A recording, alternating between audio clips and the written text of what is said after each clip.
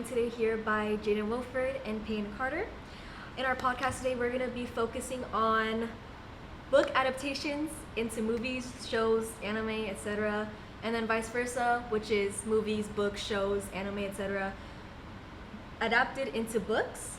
And then we're going to end off with our general comments and answering the question, is the book better than the movie? So yeah, let's get started. Who wants to start us off first? I'll just start. Like I was saying before, the new trailer for the Spider-Man movie came out recently, this morning actually, and it's surprisingly based off of a book I just recently read, which I thought was a lot of fun. The book is from 2005. It's just Spider-Man the Other. It's where he realizes, is he the spider that's wearing the man, or is he the man that's wearing the spider? Where he goes through a cocoon and fights the spider who bit him. Really?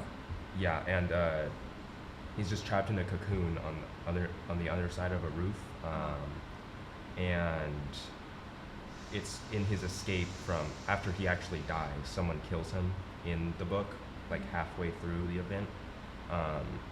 And it ends up turning into the storyline where he turns into Man Spider. But in the movies, it looks as if it has nothing to do with that, other than the fact that he's getting sick and then turning into a cocoon, and then coming out of it because he uses his own wrist to do organic webbing, which isn't something he normally does. Yeah.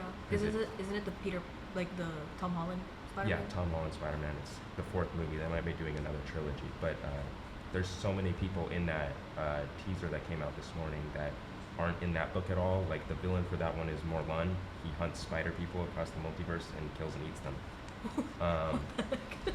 He mid-fight, before killing him, takes his eye out and eats it in the middle of in the fight, and then pummels him into the pavement, which obviously is not happening into the movie because that's too violent and too many people like Spider-Man for that to happen. Yeah. But those comic strips that you read, right? Mm-hmm. Those were adapted into the trailer itself. Yeah, like the cocoon part, it's actually in the trailer that I watched, and it was really cool. He's like questioning what's happening to him, and he's like fainting. He looks very sickly, and he, like I said, falls out of the cocoon and shoots his own webs out of his hands instead of it being web shooters. He doesn't have a shirt on, so. So you feel like it's slowly starting to become more comic book accurate instead? Yeah, whereas the other movies weren't as greatly comic book adaptations, more as just Spider-Man movies, and they're making their own stories, where this one seems like a more jumbled up story. Because didn't you compare Love? Because you showed me that comic book on Monday, right? It was which one is it called? The Thor Saga of Thor the God Butcher. Yeah. But wasn't it based off or wasn't it? It was adapted into Thor: Love and Thunder, which is not a great movie. It had almost no similarities whatsoever, other than one panel in it and the same villain, and that's mostly because it's hard for studios to make movies when they don't have the rights to certain characters. Marvel sold all their rights to all their characters when they were going through tough times selling comics. So different studios owned different characters to make movies. Fox owned the X-Men and Hulk and Submariner. No one knows who that is. And Sony owns Spider-Man and all of his villains, including Venom. And since they own Venom, they don't own any of the symbiotes, or no one else owns any of the symbiotes, and Gore's main weapon is a symbiote. So they just gave him a regular sword in the movie because they didn't want to work with Sony for the movies. I think that's like the biggest difference between like comics, animes, and novels. Just because of the fact with your comics, so many different people can own so many different characters. Yeah. And now you have like different universes with like that don't even correlate to each other. While in the comic, they're all together. Yeah. Like for manga, it's like we're just trying to take that book and just animate it like strictly from that stuff, unless it's filler, because some animes go too quick and adapt too many volumes at once, leading to filler episodes which just they're not canon. Yeah. But I think that's the biggest difference between your comics, my mangas, and then her novels. But would you say that like your novels are still adapting fairly similar to the books itself in the movies? No. I feel like it's it really depends on who's directing it, to be honest, because for example, like Me Before You, this is such a good book. I had a whole reading phase like COVID time, and this was like one of the first books I picked up to that really kickstarted it. It's it's a romance novel, and it's a tearjerker. Like I was crying that whole scene. It's like one of my favorite books. But I feel like in the movie's still a good movie. You know, I did cry to it. You know, that was like I think I watched the movie before I read the book, so I do like the movie. But once I read the book, I really realized I was like they kind of took a lot of things out from the book. For example, like Lou, she's a prominent character in the novel, like the lead character, and there's trigger warning, but she basically gets assaulted, and it's a pretty big part in why she is the way she is. And in the movie, they totally just skipped over it. Like there's a line in the book where she's walking past the maze that she was assaulted in, and they didn't even bat an eye towards that. Like, and I feel like that's kind of the way it is with a lot of novels that were turned into, you know, movies, that it kind of they strip away the charm, you know. Like for example, To All the Boys I Loved Before, The Hating Game. These are all really good books, but I don't know. I like the movies, but I wasn't as moved as I was with the movies than I was to the books. If that makes sense, you know. I think it's also because I imagine the characters like myself instead of, you know, actors and everything. So kind of like I'm like, huh, I don't see that person playing that person, or you know, it's not accurate to the movie. And I think that's the same way with you know, comics and manga, that a lot of the time it's not always accurate because, you know, it's hard to recreate imagination, you know. But Yeah, I think that's the biggest thing for even your comics too, right?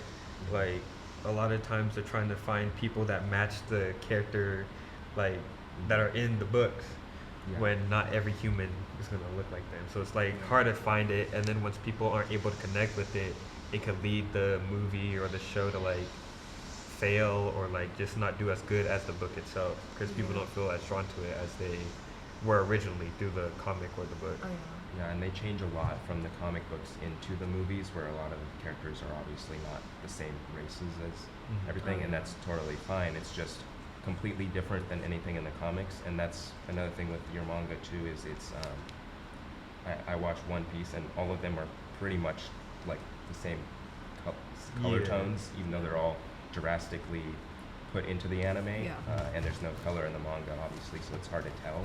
But in the live action show, they're all actually given live actors, and they're all the races of the characters, what they're supposed to be in the anime and in the manga, which I think they do really good, because it still seems like the character. Nothing is different. It just better shows who the characters actually are. I think for anime though too, it's different when it comes to like not the live action. The live action is completely different, but with the manga to the anime itself, it's just different because they have like the panels to go based off of, and you could just basically color it in and just do your own style with it. While compared to like comic books, you're trying to get real life people to act these characters out that are in a book, or with your novels, like you said, like their imagination.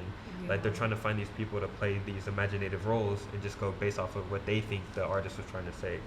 But in like mangas, you have the full-on panels and the characters and what they're saying, so you don't got to do too much adding on or removing. Yeah. I feel like, did you guys ever watch the live action One Piece? I watched the first episode of the second season last night. I never got into it. Like I couldn't get into it. It's not the same. It's definitely not better than the anime, but they do a really good job, and it's like a reimagining of the manga and the anime. It's probably more close to the manga than it is to the anime, because they can do a lot more of the not PG stuff into the live action. Like they say curse words in it all the time. They don't do that in the anime that as much. There's no blood in the live action though. I realized that, which is a little bit weird because Zoro's cutting people up like the whole time.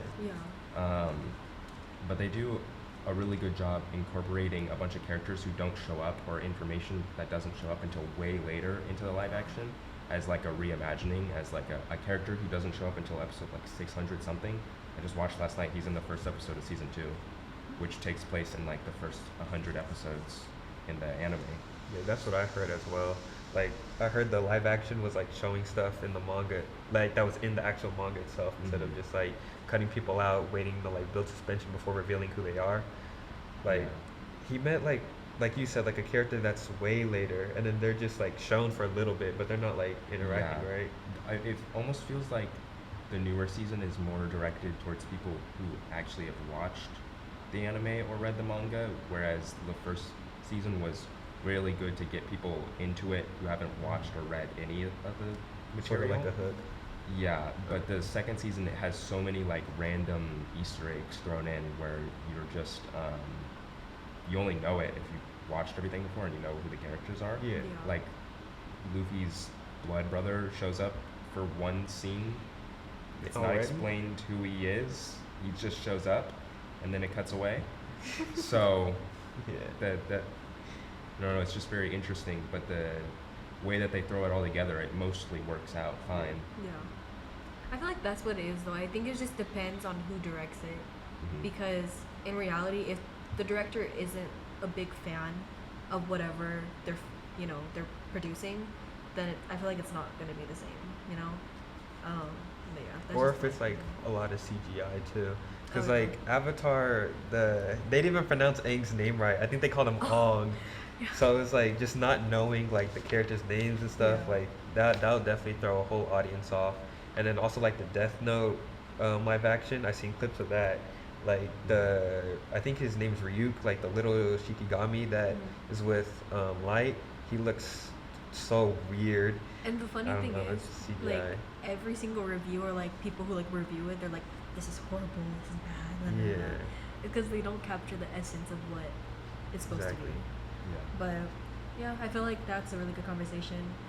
So now that we talked about that, we can go into movies and shows and anime that were actually turned into books, which is a really interesting topic because I feel like that's not very common, you know, because usually the book comes before the actual film. But yeah, we'll start us off. I guess I can start. There's this cool movie on Amazon Prime. It's called The Samaritan. It's actually adapted from a comic book, but the comic book never released. So it was a movie first that led into them making comics about them. I don't think those ever released still, but it's a good movie. I think Sylvester Stallone is the main character in it. He plays as a superhero who's long gone, like no one has seen him in a while because people think he killed his villain or whatever. But it turns out to not be true, and this kid finds him and they protect people together. It's very interesting, but the fact that it was supposed to be a comic book, but then I think from 2018 or something, they made the script for it, and then just never released it ever until it just kept falling into other people's hands. No one ever wrote the actual comic for it, so it turned into a movie, which is very interesting instead of the other way around, where it gets adapted into the movie, because it's basically word for word exactly what the comic was going to be. Yeah, they did that with Your Name. He actually put me onto the movie. Oh my gosh, I was crying so bad. But I'm not gonna spoil it, but it's basically about these two people that met like in a previous life. But if you want to watch it, it's really good.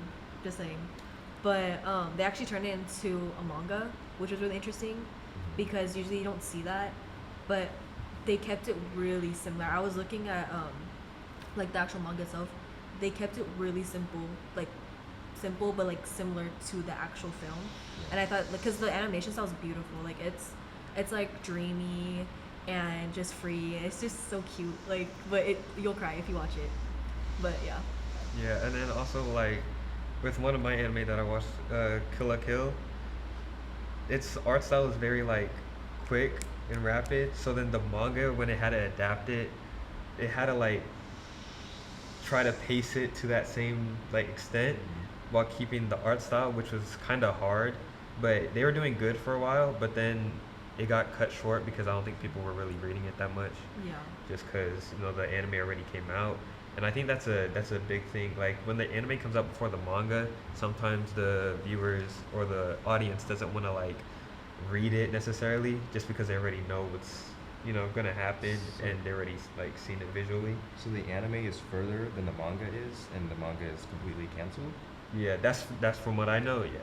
That's very interesting. I've never heard of the anime being further than the manga. Yeah. Other than I think Bleach did that, or they would like catch up. No, Yeah, I and think then yeah, go Bleach straight did filler. that. Bleach did that. They would catch up and then just make a bunch of filler arcs that had Yeah. nothing to do with the manga at all, and then the manga would take forever to release a new arc. And that's the Yeah. same with Just keep going Naruto. back and Low-key, forth. Bleach is really good though. I'm still trying to catch up with Really? it. It's, I like Bleach. Bleach is good. I just haven't read that manga, but I get through One Piece. I can get through Bleach. it was definitely like the same thing with Naruto. I'm pretty sure, because they have like some of the most filler episodes out of like all of anime. I think. Yeah. I think. Don't quote me on that. But I think it's because of how they used to always go weekly, and sometimes you adapt the books into the shows more than like you could write them out. Yeah. So, like one episode would have like 1 to 3 volumes, and only one volume comes out a week, and you're still going weekly with that. And like eventually you're gonna catch up, Yeah. which leads to filler. And then sometimes the filler causes you to lose audience though, unless the show is just that good. That's. Wait, are you saying? Yeah, I was gonna say with One Piece, they don't have that much filler. It's just whenever they were getting close to catch up, they would Yeah. make a filler arc. And for most of the time, I thought it was pretty interesting. Even when I wasn't caught up, I still watched all the filler anyways, except for the tie-ins Yeah. with Goku. That didn't make any sense. But there's some pretty interesting filler arcs. There's even ones where people say that they shouldn't be filler in the anime because they're actually quite good and they're pivotal to the story. Because in the anime, they're filler, but they're still canon to the anime because they did happen for them, Mhm. other than the Goku stuff. Yeah. But with like other movies and stuff that have turned into comic books, there isn't like one per se that I could really talk about. But the new Transformers movie that just recently came out, the Rise of the Beast one, where they're all animals. Yeah. That one, it's so weird because it's the first 5 Michael Bay movies. They go in order 1, 2, 3, 4, 5, and then the Bumblebee movie takes place before all of them, which is number 6, and then Rise of the Beast takes place after Bumblebee, but before the first 5. It's number 7, and then that one is also connected with G.I. Joe now because Hasbro owns both of them. Oh. So now they're both together, and then after that, in the comics, they started their own universe called the Energon universe under Image's Skybound company, and they release just all the comics that are Transformers and G.I. Joe connected, and they all look they're all very interesting and have great art styles and everything to accompany it, but they're nothing like the Rise of the Beast movies at all. Yeah. None of that has happened yet, other than a few characters here and there. And they even added the universe started off with a comic called Void Rivals that has nothing to do with any of the characters that are in Transformers or G.I. Joe, and then they adapted and put some Transformers into it, and they haven't really connected other than that. But I was just reading it because that seemed interesting, and then it turned into Transformers, which I had no idea was gonna happen. There's a TV show that I've been like binging. I watched it before, but it's called Monk, and it's like early 2000s, late 90s show that was released, but they actually turned it into books, which is really weird because the episodes itself, they're not long. They're like, I mean, they're pretty long. They're like around like 28 to 30ish minutes, but it's such a good show. I was doing my research online, and they turned into books like a couple years later, which is really interesting to me because I feel like because I saw like a PDF online and I kind of read it a little bit. Because I'm like, don't get me wrong, like I love a good book, but I feel like with crime shows or like shows that that are just so like go, like a plot each move, like each episode, I feel like it doesn't need to have a book at all, like because the books, they're not based on the episodes, they're based on new adventures.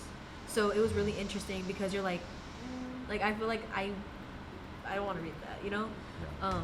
but I feel like that's the kind of what the essence we're kind of saying. Like I feel like it just flops every time it's turned into a book, depending on It's what like kind of filler, Yeah. but yeah, format. exactly. Like you don't need a book for a show that's already been It's like good. I don't have any examples, but they have in comic books sometimes where they just put another series in the middle of a series that's already happening, and they just call it like issue 1.1, 1.2, 1.3, about, yeah. and then the stories are happening at the same time as the main story is, but they have nothing to do with each other. Yeah. They're never good. Yeah. So Well, that's weird. other than that, during whenever a new Marvel movie comes out or something like that, like a show or a DC stuff, they always do synergy comic books. So Wonder Man came out, and then a Wonder Man comic book came out. It's just because the show came out, so that people who like the show would read the comic books, even though they have nothing to do with each other. They also do books that are like for X-Men '97. When that came out, they did previous comic books, like the comic books lead into the show, and then after the show fully comes out, they say that the books never did that. Yeah. They go back on it, like they say it's canon when the books are coming out, so people would buy them, and then after all the books come out, they say it's not canon anymore, which is so messed up. So mad. Did you have any for manga or something? Other than Kill la Kill, I heard Cowboy Bebop was another one. The anime itself was amazing. I feel like it's one of the goats. Is that the one you tried making me watch? No. No. It's about like just a cowboy in space, I guess. No. I've seen a little Yeah. bit of You've seen it? Just a Yeah. little bit. Because there was a live action for it recently, wasn't there? I believe so, yeah. On Netflix. But I've only seen like clips of it and stuff. But I heard that one is definitely one of the goats, one of like the best. And like some people like started off with that. So just to hear that one started off as an anime was weird to me, because I feel like a lot of the great animes came from manga first. Yeah. Like Dragon Ball, from the top of your head, Naruto, Jujutsu Kaisen, like all of those came from manga first before they turned Yeah. into anime. So it's just like hard, especially when like anime watchers, a lot of us don't read. So it's like, unless you're just a diehard. But I don't know, it's just weird to hear one of the best anime to turn into a manga afterwards. Yeah. Do you guys want to go into general thoughts now? Yeah. Yeah. I feel like, can we all agree that the books are usually always better? Yeah. Yeah, I feel I won't say that just because I don't read that much, and plus I love to see the animation styles.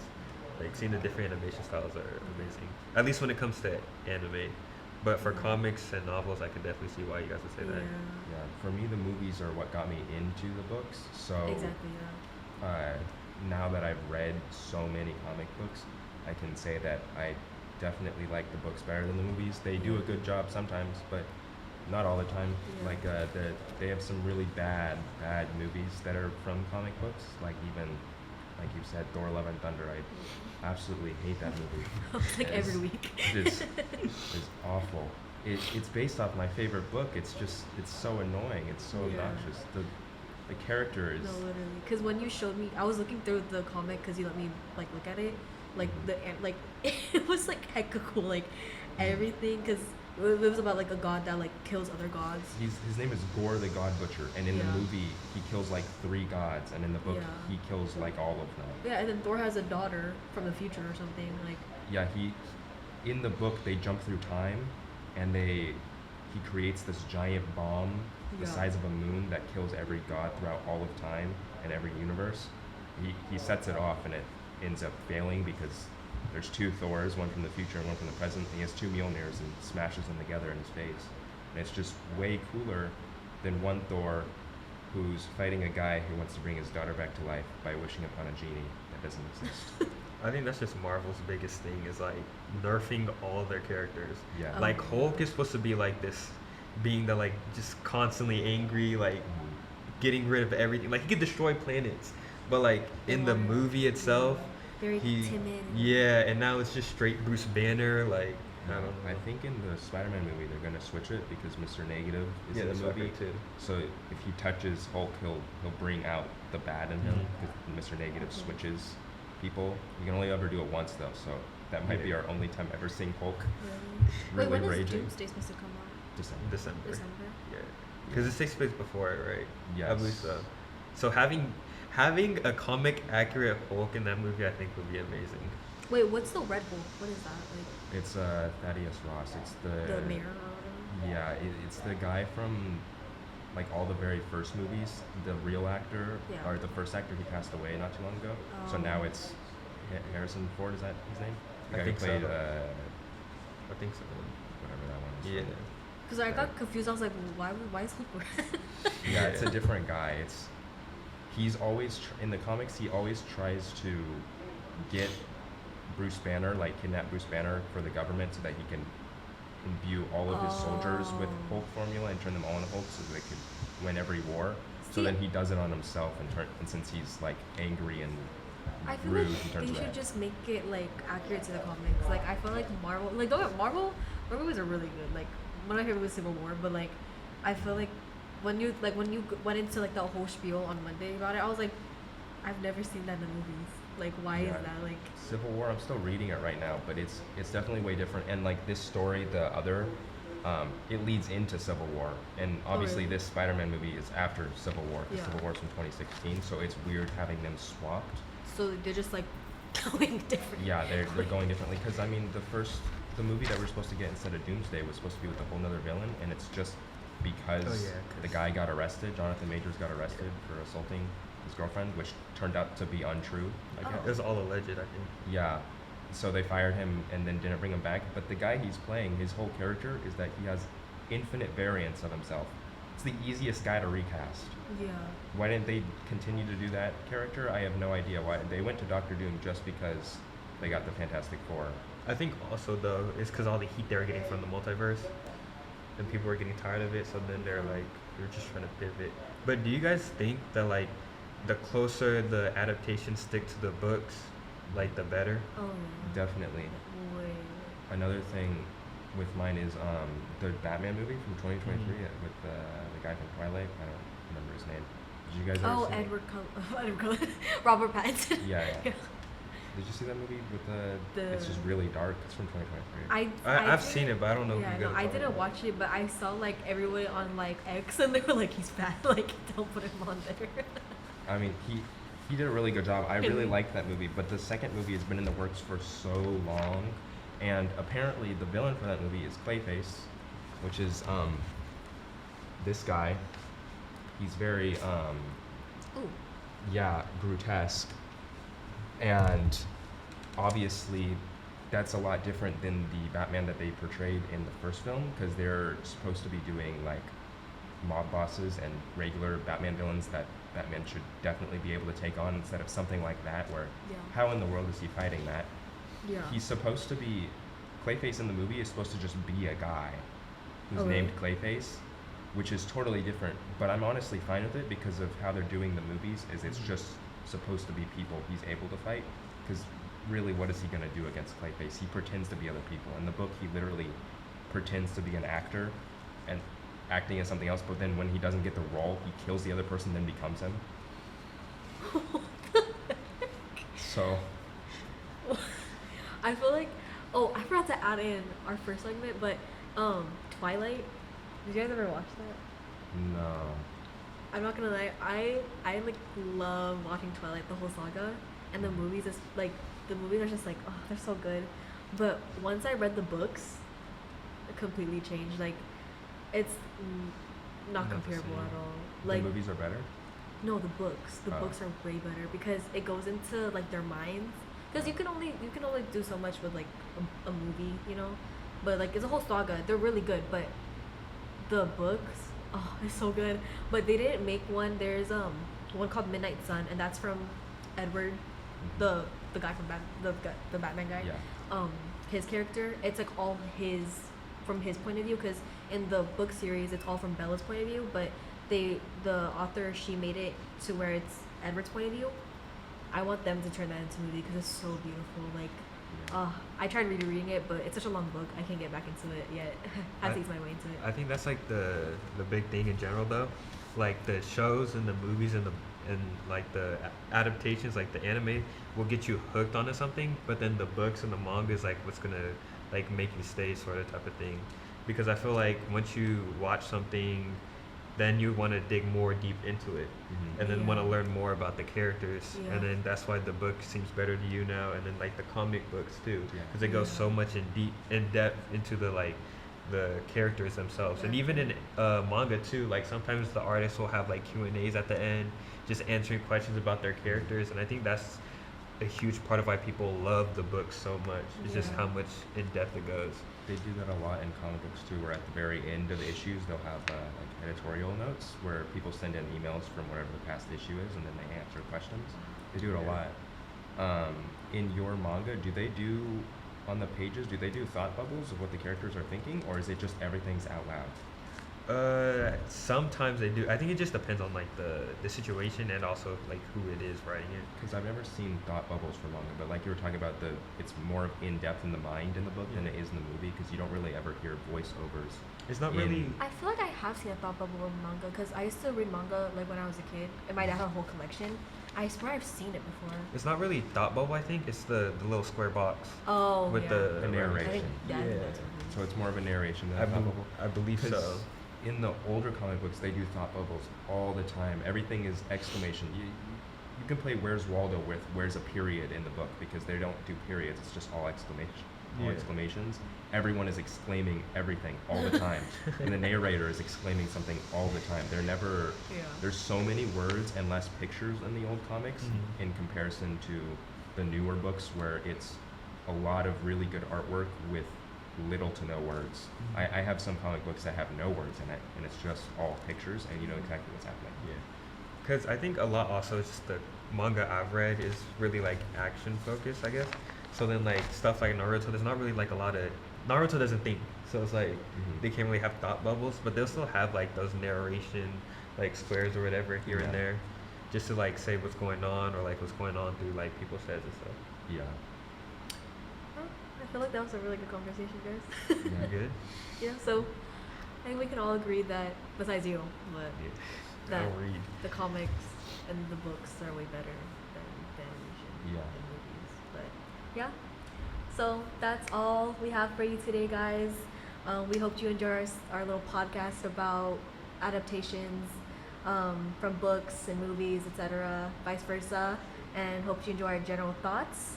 In the comments, my name again is Katrina Reyes. I'm followed here today by Jaden Wilfred and Payne Carter. And just a reminder to try to read the book first. Yeah, that's all we have today. Thank you.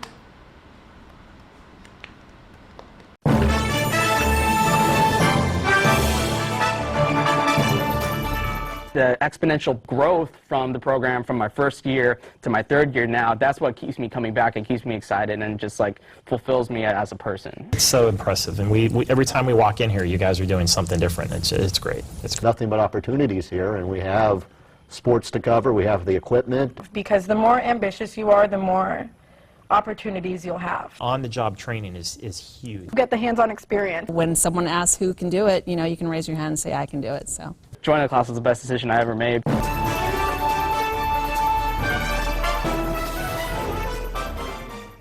Stand by, we're going to go to cut one. And cut one. Cross court to Audrey Jones. Audrey for three. It is good! With 1.3 seconds left on the game clock. Audrey Jones with one of the biggest shots ever. The sky's the limit, really, with what we can do here.